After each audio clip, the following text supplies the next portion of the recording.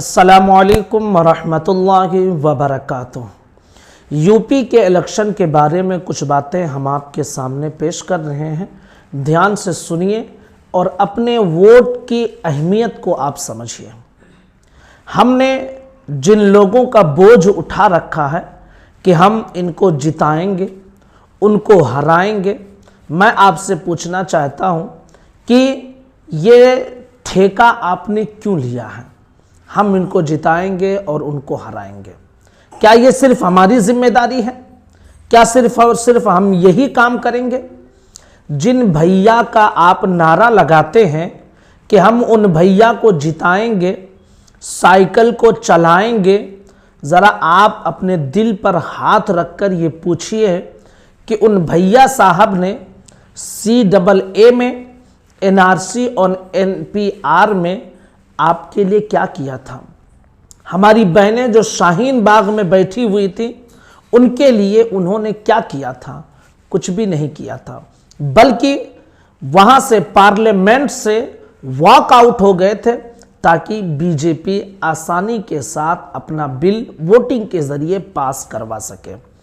ये वो भैया हैं जिन भैया पर हम अपनी जवानी कुर्बान करके ये कहते हैं कि हम साइकिल को लाएंगे और उनको जिताएंगे।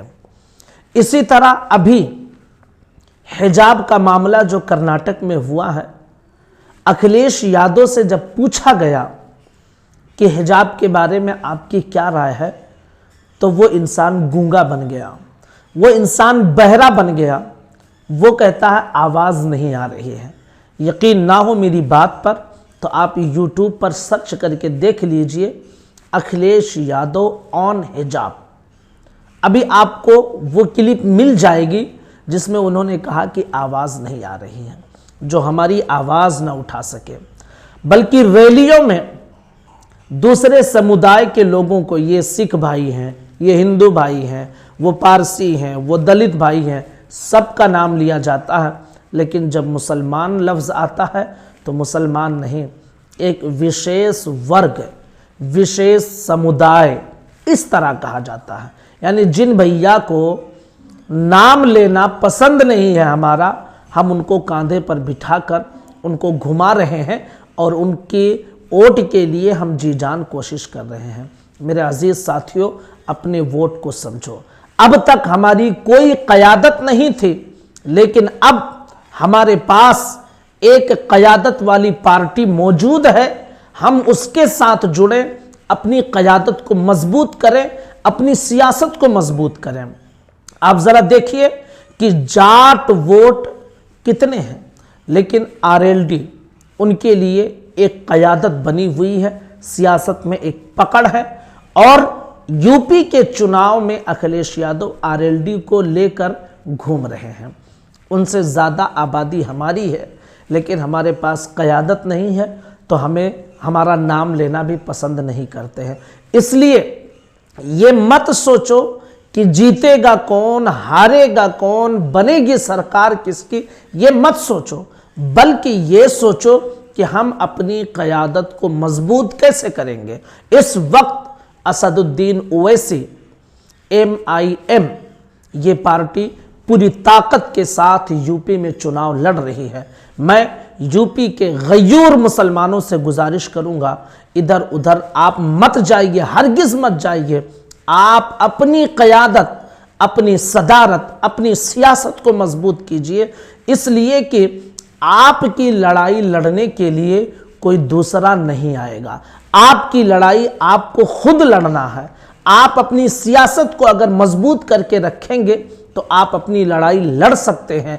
और अगर आपके पास सियासत नहीं है, आपने अपनी सदारत को मजबूत नहीं किया है, आप अपनी ज़मीन पर खेती नहीं कर रहे हैं, तो फिर याद रखिए कि अगर दूसरों की ज़मीन पर आप खेती करते हैं तो फसल तैयार होते होते या तो वो फसल में आग लगा देगा, आपकी पूरी मेहनत बर्बाद होगी, या फिर आपको वहाँ से निकाल फेंकेगा और ज़मीन पर कब्ज़ा कर लेगा।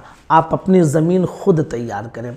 क्या आपने इमरान मसूद हो या फिर जो है आज़म ख़ान हो या फिर जो है मुख्तार अंसारी हो, इन सब की ज़िंदगी को नहीं देखा? देखा है आपने। ये वो लोग हैं जिन्होंने दूसरों की ज़मीन पर खेती की है और फसल तैयार होते होते उनके फसल में आग लगा दी गई और भगा दिया गया उन्हें, है ना। आप अपनी ज़मीन पर जब खेती करेंगे आप खुद मालिक होंगे, फसल भी आप ही बोएंगे, फसल भी आप ही काटेंगे, जैसा चाहेंगे वैसा जोतेंगे और जब चाहेंगे तब बोएंगे, क्योंकि आपकी ज़मीन है। इसलिए सियासत में अपनी ज़मीन को तैयार करें, अपने सदर को आप सपोर्ट करें। बैरिस्टर ओवैसी साहब, असदुद्दीन ओवैसी के कदम को मजबूत करें ताकि वो अच्छी खासी सीट निकाल कर हमारी आवाज़ को मजबूत कर सके, हमारी आवाज़ को और ज़्यादा बुलंद कर सके।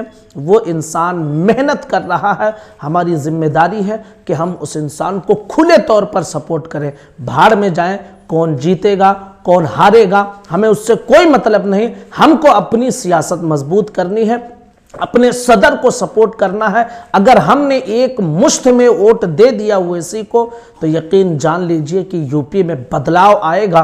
आज यूपी में सबसे ज़्यादा मुसलमान ही बैकवर्ड है, तालीम के मामले में हो या फिर आप बिजनेस के एतबार से देखिए, मुसलमानों को सबसे अछूत यूपी में समझा जा रहा है। अगर आपने अभी होश के नाखून न लिए तो आने वाली नस्लें आपको कोसेंगी, आने वाली नस्लों को जवाब देना बड़ा मुश्किल होगा। इसलिए मेरे अजीज साथियों, यूपी के मुसलमानों, मेरी गुजारिश है कि आप इधर उधर हरगिज़ ना बहकें, बल्कि खुले तौर पर आप अपने सदर को सपोर्ट करें, एमआईएम को सपोर्ट करें और एमआईएम को खुले तौर पर वोट दें ताकि आप अपनी सियासत को मजबूत कर सकें। अस्सलामु अलैकुम व रहमतुल्लाहि व बरकातुहू।